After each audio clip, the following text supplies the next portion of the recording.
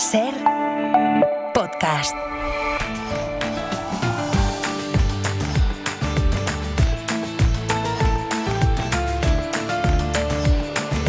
En la cadena Ser, La Ventana, Con Iñaki de la Torre.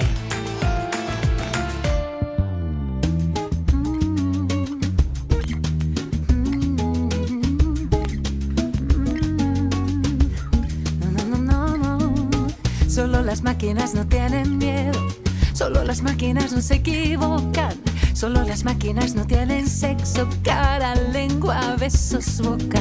Solo las máquinas no sufren vértigo, solo las máquinas no se alborotan, solo las máquinas se quedan quietas, mudas, muertas, huecas, solas.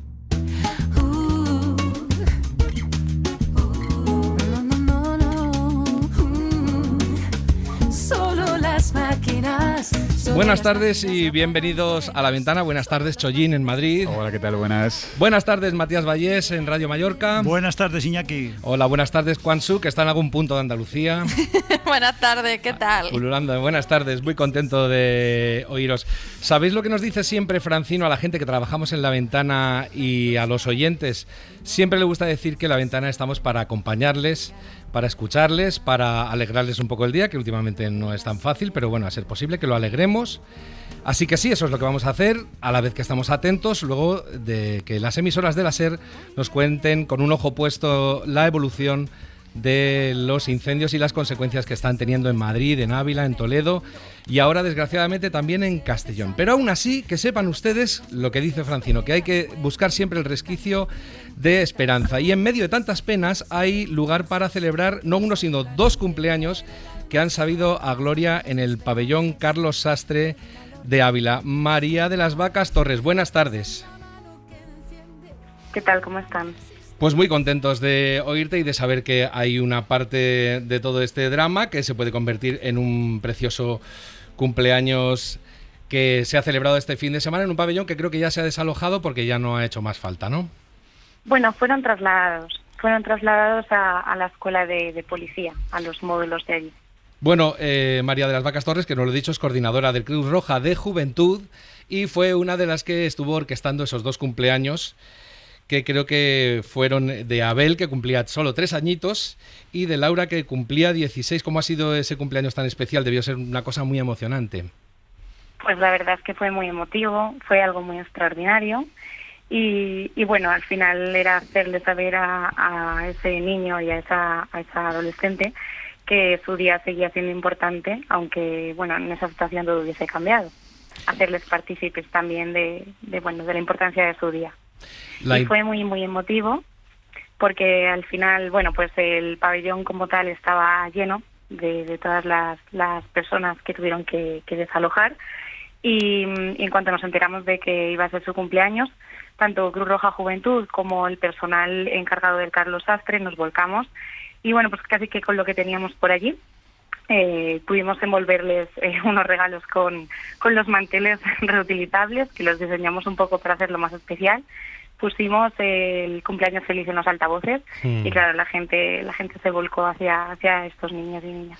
Bueno, esas cosas que teníais por allí, creo que es, por ejemplo, una cosa muy bonita que llamáis el baúl de emergencias, que ¿qué es exactamente? Eso es. Miren, el baúl de emergencias es una herramienta que tiene Cruz Roja Juventud que nos permite crear casi de manera inmediata un espacio seguro para proteger la infancia.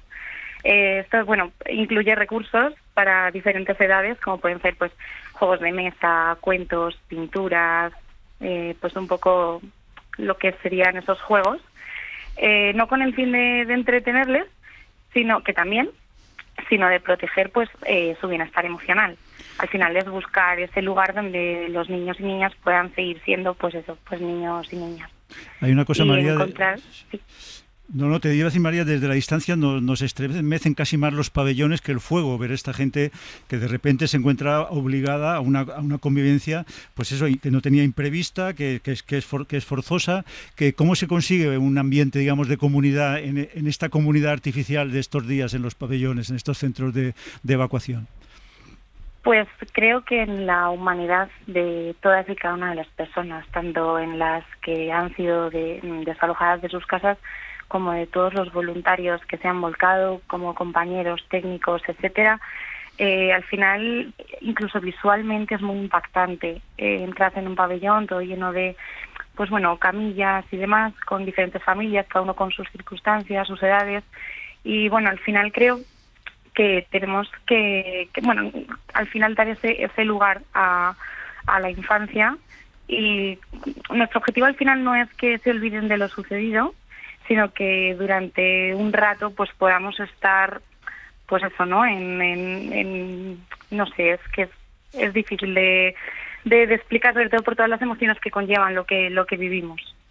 Pero bueno, al final, pues eso, la humanidad de las personas hace que podamos encontrar esos ratitos y estar entre todos en conjunto. No sé si tiene algo de peculiar enfrentarse a una situación como esta con respecto a otras catástrofes. Quiero decir, en esta, por ejemplo, los chicos saben de la perspectiva de que pueden encontrarse sin casa y cosas así. No sé si tiene alguna peculiaridad especial. A ver, los incendios forestales, al final el impacto es que puede venir desde varias formas, ya no solo como tal las llamas, sino también ese humo constante que es que se respira, por mucho que a lo mejor no puedas acceder a ver las llamas, pues ya el humo está ahí, ese olor a quemado, el cielo oscuro, la preocupación entre las familias, entre pues los medios de comunicación, etcétera.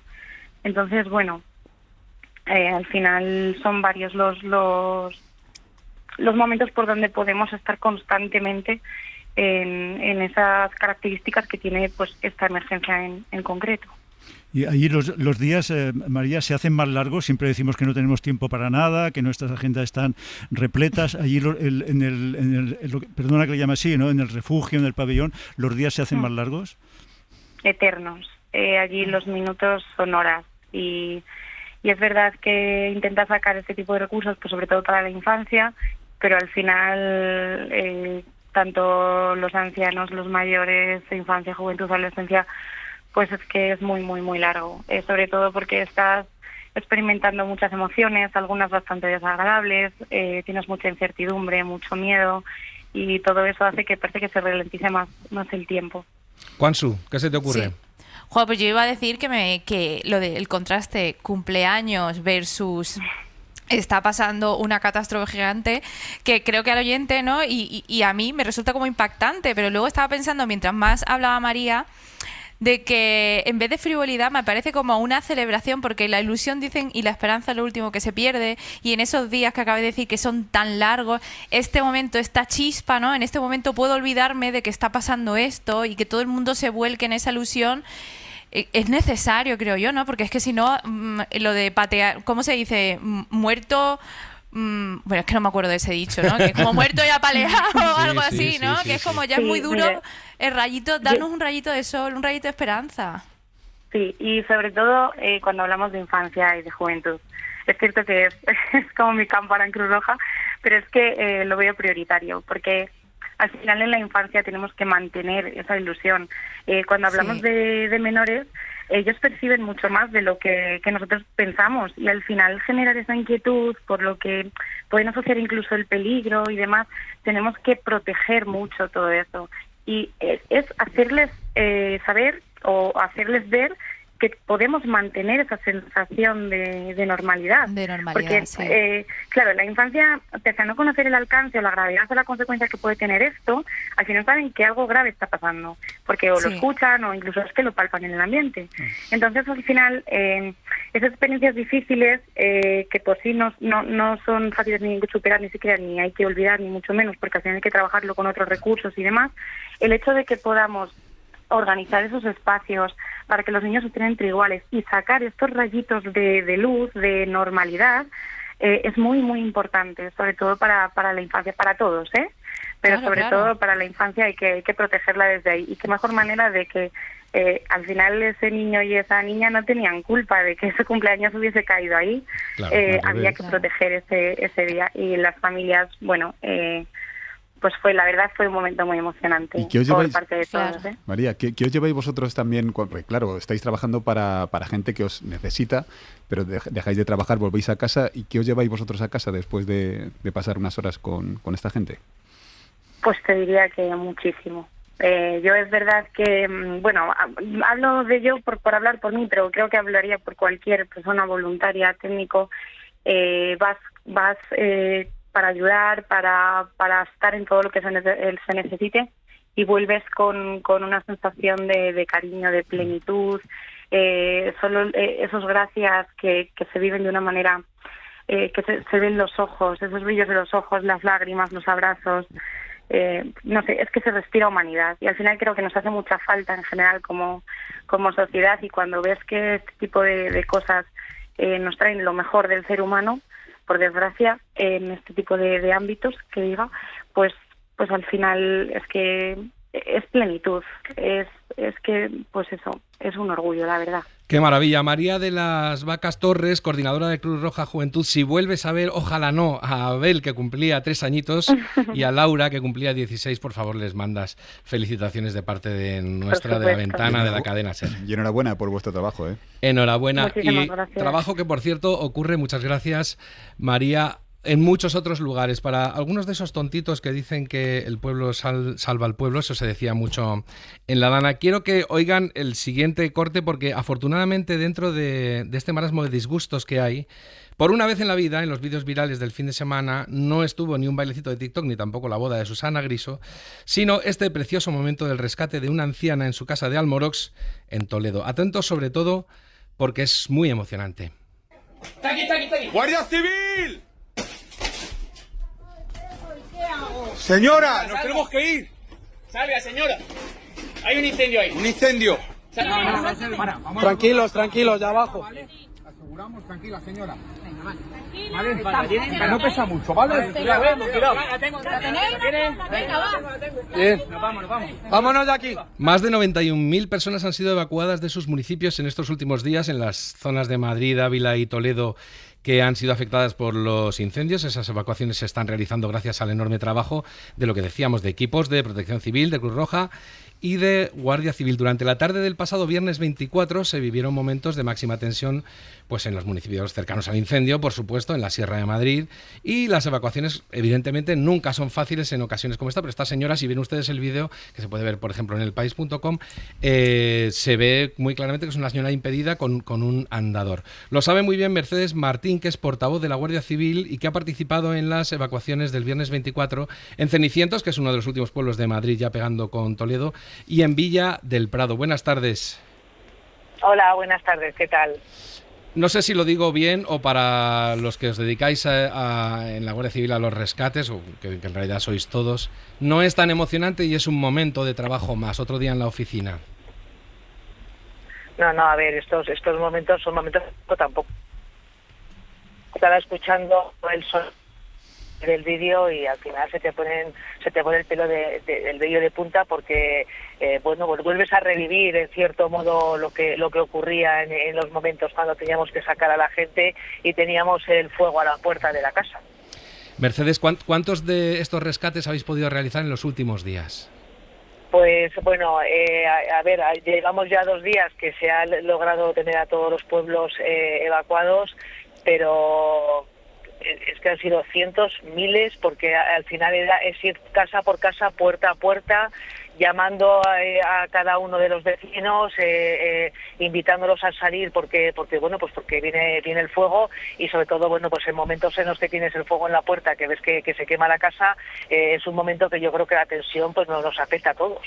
Y hay una cosa, Mercedes, te escucho ahora, pero te he estado viendo todo el fin de semana en las televisiones, sí. y te felicito por tu labor de portavoz, porque la verdad es que consigues una temperatura, valga quizá la mala metáfora, exacta de transmitir lo que ocurre. Y te quería preguntar una cosa respecto a esto de la evacuación de vecinos. ¿Qué pasa cuando el vecino, supongo que muchas veces de cierta edad, no quiere abandonar la casa donde ha vivido siempre?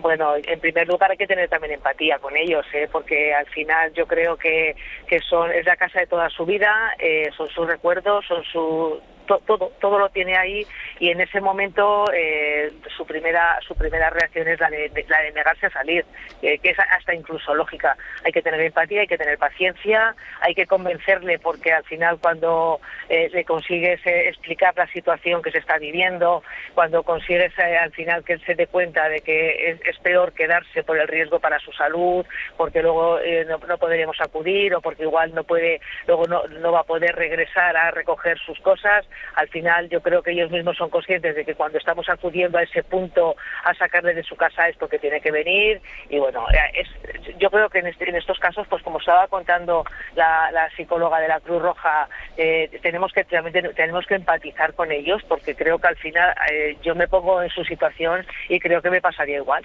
O sea, en cierto modo, mi primera reacción sería: ¿cómo voy a dejar mi casa que se me queme?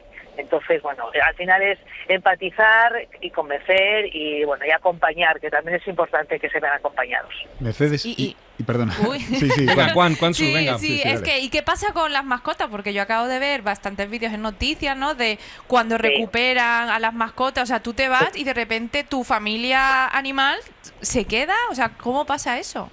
A ver, nosotros lo que les recomendábamos a las personas es que recogieran los enseres más importantes, sobre todo documentación, medicinas y las mascotas, pero claro, también es verdad que hubo un momento en el que el fuego avanzó tan rápido en algunas viviendas que al final salieron sin nada, porque no daba tiempo. O sea, era o eso o nos quemamos. Mercedes, ay, perdóname. Dime. No, perdóname, que decía que estaba por aquí nuestro compañero Alfonso Gea, que conocerás perfectamente, ya está sentado aquí, que nos va a dar la última hora, pero tenía algo que preguntarte. ¿Qué tal, Mercedes? Desde el jueves, Hola, bueno, Alfonso. llevamos muchos años viéndonos, pero desde el jueves en Almorox, bueno, en Cenicientos ya comenzó esta locura. Estabas comentándonos el problema de que la gente salió con lo opuesto en muchísimos sitios, ahí estaban las mascotas.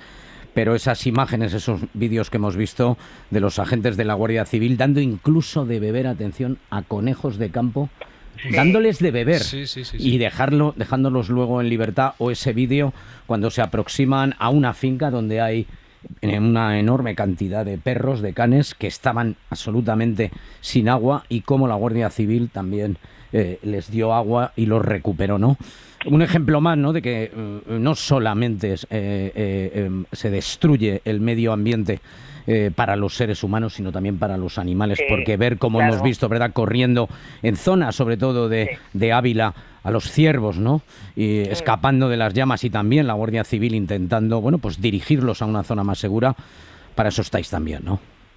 Sí, no, evidentemente, a ver, en estos casos lo primero que prima son las personas, por supuesto, o sea, es intentar la protección de las personas, de que estén bien, pero luego, bueno, queda una siguiente fase, en este caso también son los animales, la fauna salvaje también está sufriendo, es devastador, porque la zona que se está quemando tanto, lo que se ha quemado tanto en Madrid como en la zona de Ávila, hay una cantidad de fauna salvaje brutal que evidentemente primero tiene que huir, pero claro, a muchos no les da tiempo, porque además el fuego, con las rachas tremendas de aire que hemos tenido durante este fin de semana, pues los animales al final han quedado muchos de ellos atrapados, como veíamos en la imagen de ese conejo cuando los compañeros le dan el agua, pues como está totalmente abrasado, o sea, claro.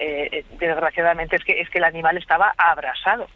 Mercedes, a mí me surge una duda que es casi laboral. Yo no sé a qué hora descansa la Guardia Civil o cualquiera de los cuerpos, porque también están las policías municipales de todos esos municipios, valga la redundancia, esta protección civil que... en fin, está mucha gente trabajando. ¿A qué hora descansa? Porque aparte será también una medida de seguridad para los propios cuerpos de seguridad, el estar descansados para no cometer errores que les cueste la vida. Claro. A ver, evidentemente hay que descansar. Lo que pasa que es cierto que en esta situación se descansa poco, porque también la situación lo requiere. O sea, al final aquí es necesario que los efectivos estemos a pie de calle, porque es lo que ahora mismo se precisa de nosotros y es donde tenemos que estar. Entonces, bueno, claro que descansamos, hacemos turnos, pero tenemos que estar, y la gente, bueno, yo tengo que reconocer, y quiero también hacer un reconocimiento. Yo tengo muchos compañeros que estaban de vacaciones y han regresado a sus puestos, que son de esta zona, para trabajar y colaborar con el resto de sus compañeros y poder ayudarles también. Por lo tanto, creo que eso lo dice todo. En estos momentos, poca ayuda es poca. Pues es una maravillosa muestra de cómo las fuerzas de seguridad del Estado, cómo pagar impuestos, cómo tener bien provistos los servicios públicos es una garantía para todos. Da igual la casa tan grande o tan pequeña que tengamos, porque siempre están ahí para ayudarnos. Muchísimas gracias, Mercedes Martín, portavoz de la Guardia Civil y que ha estado participando en evacuaciones tan emocionantes como la que hemos escuchado al principio de este tramo. Muchas gracias a vosotros, muy buenas tardes. Buenas tardes. Y mira, ya que está por aquí Alfonso Gea, pues podemos dar una pequeña última hora. Si yo fuera, Alfonso, un amigo tuyo que simplemente no quiere poner la radio para no oír, pero te llama y tú en un tono muy coloquial le cuentas cómo va la cosa, ¿qué le dirías? Bueno, que ni se acerque por ahora hacia la zona de Valdemaqueda, que está bajo evacuación. Es la última localidad. En torno a la 1:30 de la tarde se mandaba ese mensaje de la red Es Alert a cada teléfono móvil de los vecinos y de la gente desplazada en la zona por geolocalización. Aunque tú no seas vecino, te van a localizar ahí, claro. Te lo van a decir. Si está usted ahí, tiene que salir. Por lo tanto, yo creo que ya estaríamos superando, fíjate lo que te digo, las 100.000 personas evacuadas, tanto en la Comunidad de Madrid, de donde estamos hablando, como, por supuesto, tanto en Ávila, como también en Almorox, en Toledo. Más de 100.000 personas con la evacuación esta última. ¿Qué está sucediendo ahora en la Comunidad de Madrid? Ahora vamos con Ávila. En la Comunidad de Madrid el problema está en el centro de la Sierra Oeste, que es muy cercano al pantano de San Juan, que por cierto Oeste y suroeste, sí. que está siendo la zona central de la Sierra Oeste. Está el pantano de San Juan, la segunda reserva de agua potable más importante de la comunidad madrileña. Está siendo, como no podía ser de otra manera, el lugar de captación de agua para las aeronaves del Ministerio de Transición Ecológica, también para los helicópteros de la Comunidad de Madrid. Pero ahí hay un incendio que está avanzando en dirección norte hacia la localidad de Valdemaqueda, que, como digo, ha sido evacuada. Pero también tenemos muy cerca Robledo de Chabela, tenemos cerca también Fresnedillas de la Oliva, una zona tremendamente boscosa que ya hace 3 días tuvo el fuego a las puertas. De hecho, sí, en la estación de seguimiento de satélites de Robledo de Chabela hubo que defenderla porque es una infraestructura crítica. Claro. Ese es el problema, el río Cofio, que está seco, está ascendiendo el frente de llamas por ese cauce seco, y ahí se están concentrando todos los esfuerzos de la UME, de los hidroaviones y ahora también, por supuesto, de las brigadas terrestres de la Comunidad de Madrid. ¿Qué está pasando en la zona de Ávila, donde está el incendio, en el área de Burgondo? También. Ahora mismo ahí el principal problema es el Pico Mijares, donde han sido depositadas varias unidades heliotransportadas del Ministerio de Transición Ecológica, de los bomberos que van en helicóptero. Han sido situados para realizar cortes que impidan el paso del fuego mediante, nos guste o no, la liquidación de la masa forestal. Hay que cortarla antes de que se incendie para que cuando lleguen las llamas no tengan combustible. O sea, se va a intentar frenar el fuego por prevención. Hay que frenarlo por una razón principal. A partir de hoy suben las temperaturas. Claro. Hoy también ha subido la velocidad del viento, pero es que el miércoles llegaremos en la meseta, en la zona centro, a temperaturas de 40 grados. Esto significa que la humedad relativa va a caer a niveles mínimos, por debajo del 10%, y ese cóctel es el más peligroso. Tienen estos hombres y mujeres hablábamos ahora con Mercedes Martín de la Guardia Civil, pero por supuesto los bomberos tienen por delante unas 36 horas para poder estabilizar esto antes de que llegue esa ola de calor y que el incendio, que esto es lo más importante, no acceda al Parque Nacional de la Sierra de Guadarrama, porque si accede vamos a tener un problema enorme, mucho más multiplicado por 5 del que tenemos ahora. Hay una cosa, Alfonso, sí. Estamos hablando de la población evacuada que has dado, más ahora ya más de 100.000 con Valdemaqueda, pero bueno, las cifras las tendremos en unos minutos. No, pero a mí me gusta mucho el dato comparativo. Hay 20 capitales de provincia en España que no alcanzan esa población. Para que veas. Estamos hablando de un problema de una magnitud muy grande. Después me ha sorprendido mucho, existe una expresión que se llama turismo de catástrofes. No sé si ha habido domingueros o excursionistas o gente de vacaciones que se arriesga a aproximarse a las zonas de ayer domingo tuvimos un problema con esto, no de turismo de domingueros, pero sí de personas que no no asumieron su responsabilidad ciudadana, y es que en una zona ya quemada y donde se inició este incendio el pasado jueves, que es la urbanización El Encinar del Alberche, en la zona de Cenicientos, donde ha estado el puesto de mando avanzado hasta que ha sido trasladado a Navalcarnero, en esa urbanización de la que hubo 33 casas incineradas, en su mayor parte porque todas tienen para delimitar sus parcelas las malditas arizónicas plantadas. El fuego entró desde el bosque y se transfirió a estos chalés, segundas residencias en su mayoría de madrileños, por esas arizónicas, arrasando 30 casas. Bueno, pues ayer algunos de los propietarios se presentaron saltándose el cierre de esa urbanización para ver cómo estaban sus casas. Fueron, evidentemente, localizados por la Guardia Civil y extraídos de esa zona, porque esa zona está, aparte de evacuada, cerrada completamente al tráfico de personas, al tráfico de vehículos privados. Esto siempre va a pasar. Antes decía Mercedes Martín, a todos nos sucede, usted se tiene que ir de aquí.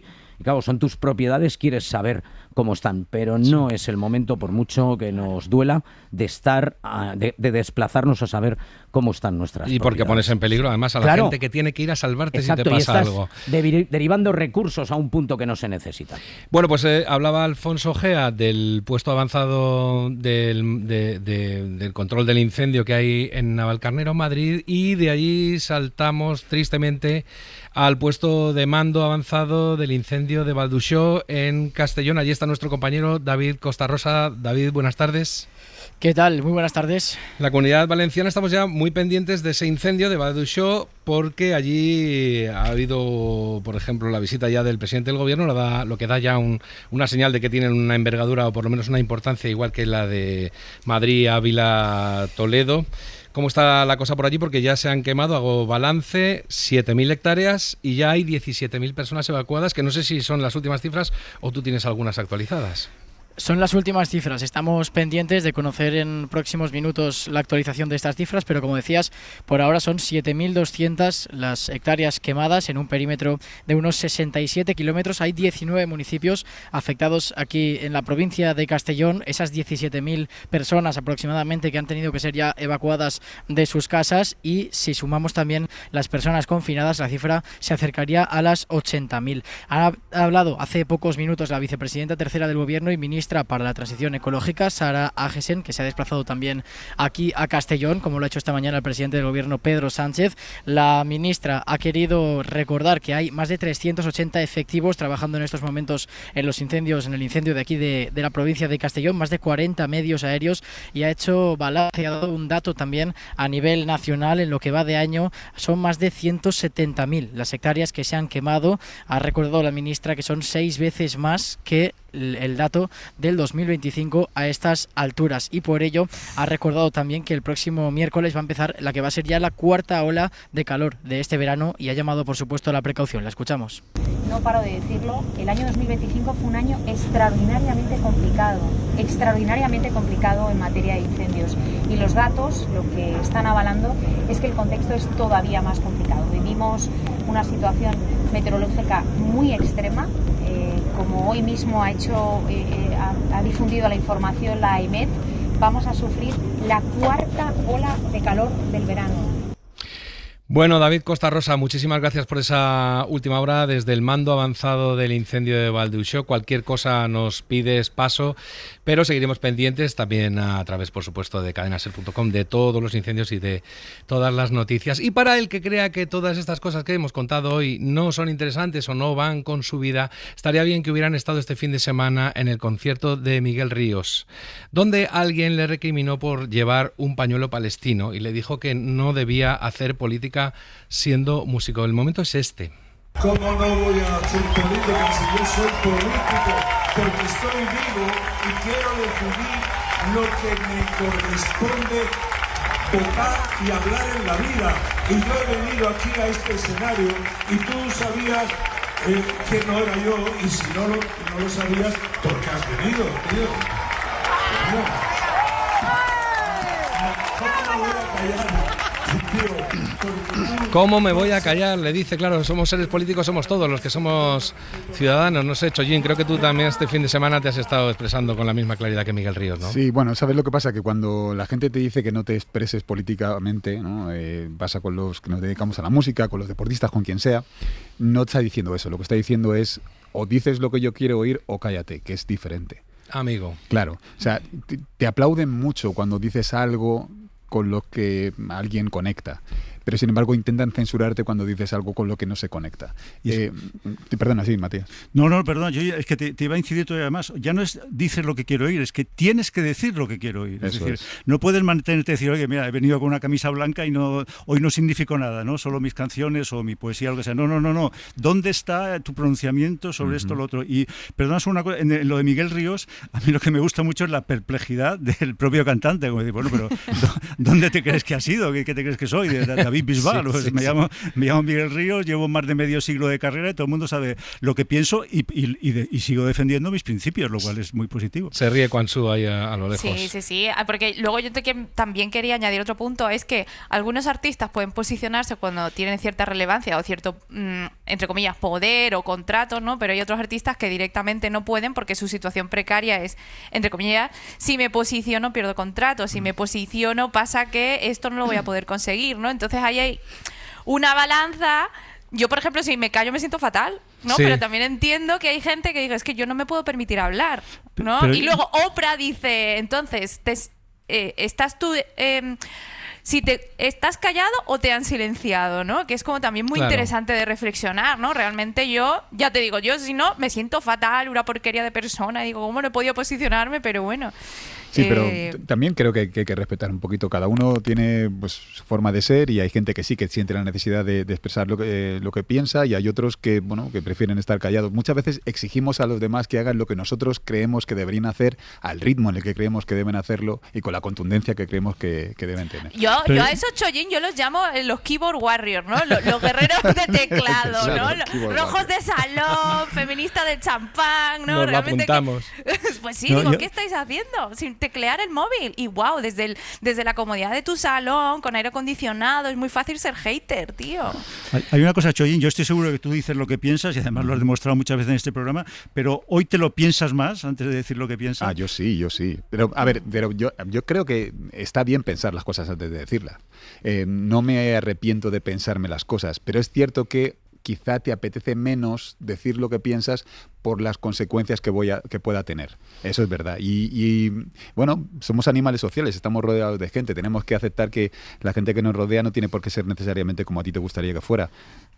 Y yo creo también, Matías, que es por la sensación de la hipervigilancia que hay ahora. Es decir, si tú trabajas en el arte y estás expuesto en cierta manera, antes pues salía como mucho en la radio, en la tele, pero ahora alguien puede teclear desde su móvil y decir, bueno, pues te voy a dejar aquí 50.000 comentarios odiosos y como yo hay cientos de mil. Entonces la repercusión de la era pre-internet creo que no es la repercusión de ahora. Es que hay una cosa, Juan, en la frase que te has dejado a medias, eres cornudo y apaleado. Ahí está, exactamente. Muerto y apaleado, no cornudo. Bueno, vamos a cumplir nuestra promesa en La Ventana de informarles, pero también de entretenerles un rato. Con Miguel Ríos nos quedamos y con su voz con esta versión de una canción de Sabina que hizo, Aves de Paso, que la grabó con él mismo. Descansamos un par de minutos y volvemos. La Ventana.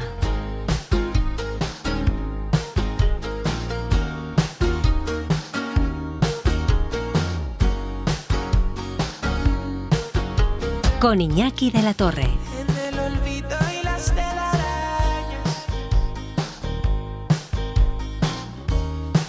deje mi nombre y apellidos. Nombre y apellidos no me lo sé enteros, pero Chollín sigue aquí en el estudio de Radio Madrid, está Quansu también y Matías Vallés esta tarde hablando de los incendios, como no, pero también vamos a echar un rato ahora yéndonos de viaje a la ruta del exilio, porque estas últimas semanas hemos estado abriendo ventanas para ver cómo iban esos ruteros, esas ruteras de esa ruta que va recorriendo el mismo camino que siguieron miles de personas huyendo a Francia ante la inminente victoria del bando golpista en la Guerra Civil Española. Hoy la cosa va de contrabandistas, en parte, ahora lo van a entender. Este fin de semana creo que han estado en el sur de Francia, en un campo de refugiados, que luego se convirtió en un campo de concentración. Vamos a saludar a Ander Villacián, que es coordinador pedagógico de la ruta. Ander, buenas tardes. tardes. Hola, buenas tardes. ¿Dónde te pillamos exactamente ahora? Pues nos pilláis de camino a nuestro último lugar de pernocta. Ahora mismo nos acabamos de apear del autobús y estamos rumbo a Pamplona. Oye, vamos con esto que te decía yo antes de que la cosa va un poco de contrabandistas, porque habrá quien no le haya cuadrado y a mí cuando me lo han contado al principio tampoco, pero creo que ha sido súper emocionante. Efectivamente, ha sido muy emocionante. Anoche estuvimos con Santiago Lizagoyen, que fue contrabandista, y es de Échalar. Échalar es un pequeño pueblo fronterizo al norte de Navarra y justamente el lema de esta edición de Ruta al Exilio es besar el pan. Y nosotras queríamos plantear una reflexión sobre la importancia del contrabando y del extraperlo como formas de resistencia y formas de subversión a la frontera dura que impuso el franquismo y a la hambruna que trajo consigo la posguerra. O sea que lo que hacían era, para entendernos, traer comida de Francia a España, donde ya estaba escaseando muchísimo. No solo comida, sino también penicilina, productos industriales, productos que justamente sorteaban los altos impuestos de la frontera y que al sortear esas aduanas permitían una forma de supervivencia en estas localidades fronterizas. Creo que habéis estado también en un campo de concentración, ¿no?, que ha sido también otro de los puntos fuertes de las visitas de estos días. Eso es, hemos estado en el campo de concentración de Gurs, que se encuentra en el departamento de los Pirineos Atlánticos y es uno de los campos más occidentales de Francia, conocido popularmente como el campo de los vascos, y hemos hablado de las distintas poblaciones que estuvieron encerradas en este campo y entre ellos también de Hannah Arendt, que estuvo aquí. Yo todavía he vivido, Ander, el ritual de besar el pan. He visto de niño cómo se besaba la pieza de pan antes de emprenderla con ella, antes de cortarla. Pero te quería pedir, en este calendario que habéis seguido, hasta el campo de Gurs, hasta el campo de refugiados o de concentración que acaba siendo francés, ¿habéis seguido el mismo periplo, es decir, el mismo no solo el mismo recorrido físico, sino también el mismo calendario, la misma cronología que siguieron aquellos refugiados, aquellos exiliados? Bueno, pues nosotras realmente hablamos del exilio como un proceso complejo, hablamos de proceso exílico y entonces hablamos no solo de la retirada, de ese movimiento obligado de exilio forzado que tuvo lugar en febrero del 39, sino de todos los procesos de personas que se vieron obligadas a huir. Hemos hablado de la fuga a San Cristóbal, hemos hablado del primer exilio de población vasca que cruza la frontera en septiembre del 36. Es decir, que realmente no hemos seguido una única cronología o un único recorrido, sino que hemos intentado complejizar la historia del exilio y toda la historiografía que ha habido en torno a la guerra del 36. Quansu, te voy a presentar a Emi Granda, que es una rutera de 17 años, que es de las que está participando en esta experiencia tan peculiar, tan bonita, tan edificante, y que, si yo no me equivoco, también visitó un sitio doloroso, que era la Sima de la Garrea, en Navarra, donde hubo una familia que acabó sus días allí. Tú le puedes preguntar lo que tú quieras, Quansu. Bueno, pues es que, bueno, que se presente, ¿no? Hola. Buenas tardes. Hola, buenas tardes. Emi, que no te he saludado, que es que aquí cuando hay presentador becario todo funciona raro. Venga, Quansu, te toca a ti, trabaja tú. Bueno, pues nada, cuéntanos un poco. 17 años. ¿Qué te llevó a hacer lo que haces? O sea, y me deja la cabeza loca. Cuéntame. Hola, Emi. Sí, es que con 17 yo estaba otras cosas. Entonces, me interesa mucho la juventud que está comprometida y que tiene pues estos intereses que sobre memoria histórica, ¿no? Bueno, cuéntame un poco, me callo yo. Pues sí, a ver, a mí me gusta mucho, no la historia en específico, sino en general pues saber y entender un poquillo mejor el mundo que nos rodea. Y entonces me parecía importante entender la historia al completo porque a mí en clase no me dieron la historia completa y yo creo que a nadie. Bueno. Y en los libros de texto sale solo una parte que no representa la realidad. Entonces veía necesario comprenderla más al completo. Oye, creo que fue un momento especialmente impresionante lo que decía yo de la Sima de Legarrea, que supongo que tú también participaste en esa excursión. Sí, fue un momento bastante emotivo porque nadie nos esperábamos ver tan precisamente ese momento porque estaba allí toda una familia y había más personas sintiendo lo mismo. Entonces fue un momento también de conexión entre todos, por mucho que no nos conociésemos. Y Emi, antes has dicho lo de la historia completa y me interesa mucho saber, ¿tú cuándo te diste cuenta de, oye, no me están contando la historia completa? Pues cuando en clase yo daba un temario sobre esto mismo, sobre el exilio, sobre el franquismo, y luego hablaba con distintas personas, con mi familia, con mis amigos, y veía que tenían otra historia y que había cosas que no concordaban del todo. Sí. Y ahora cuando vuelvas después de esta experiencia, ¿qué argumento les contarás a tus compañeros que son escépticos o incluso negacionistas a tu regreso? ¿Qué les dirás? A ver, yo creo que simplemente les daría algo de información, sí, pero les invitaría a conocer por ellos mismos más, porque al fin y al cabo, por mucho que te digan otras personas, tú no vas a poder conocer hasta que no tenga un proceso más completo, como es, por ejemplo, esta ruta, en la que conozcas de distintas maneras. Hemos visitado lugares, sí hemos tenido charlas también, pero lo hemos visto con otros ojos, y al final simplemente con decir argumentos no vale. Emi, ¿y después de esta ruta habrá más rutas? Pues no lo sabemos todavía. ¿Cómo que no lo sabes? Yo creo que Chollín se refiere a si seguirás con este interés y apuntándote a todas este tipo de iniciativas que surjan. Ah, bueno, sí, eso sí. Intentaré, pues eso, apuntarme a todo lo que se pueda, porque al final no es solo bueno para mí, para mi formación, es bueno también para el resto del mundo, que haya personas formadas y personas con ganas de entender el mundo. Emi Granda, que es una de las ruteras de esta ruta al exilio, que tiene 17 años, muchas gracias por estar en La Ventana esta tarde, sigue disfrutando. Muchas gracias a vosotros. Y gracias también a Ander Villacián, que es el coordinador pedagógico de la ruta al exilio. Gracias. Muchísimas gracias por invitarnos.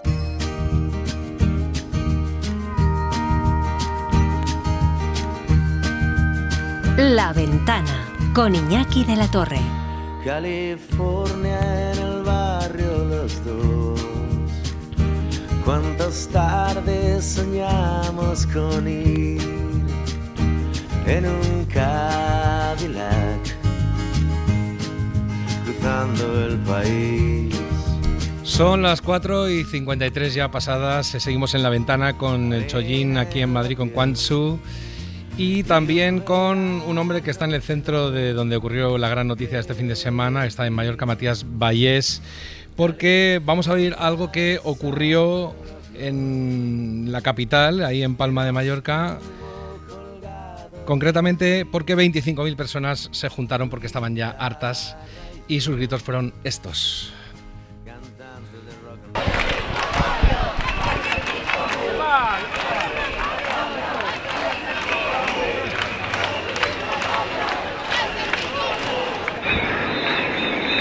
Son 25.000 personas que se juntaron para manifestarse contra la turistificación de la isla, contra el desborde turístico.